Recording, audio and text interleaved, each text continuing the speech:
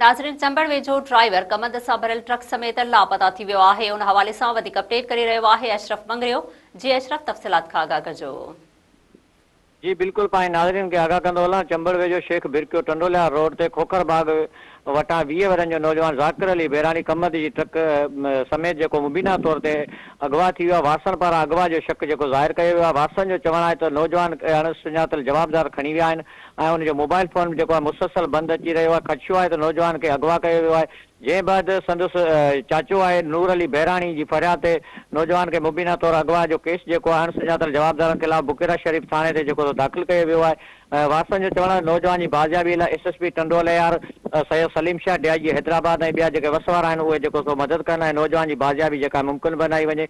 ऐं हिननि जो चवणु आहे असां गुज़िरियल राति नौजवान जेको गुम हो, पुलिस जेका आहे अञा हिन महिल ताईं अञा बुकेरा शरीफ़ पुलिस का बि कार्रवाई न कई आहे। ऐं नौजवान ज़ाकिर अली बहिराणी जे घर में भाती जेके आहिनि इंतिहाई परेशान आहिनि। नौजवान जेको आहे उहो ट्रक समेत गुम थी वियो आहे ऐं पुलिस जेका आहे बाज़ियाबी करण में हिन महिल ताईं नाकाम बणियल आहे। जी अशरफ, अवां जी महिरबानी।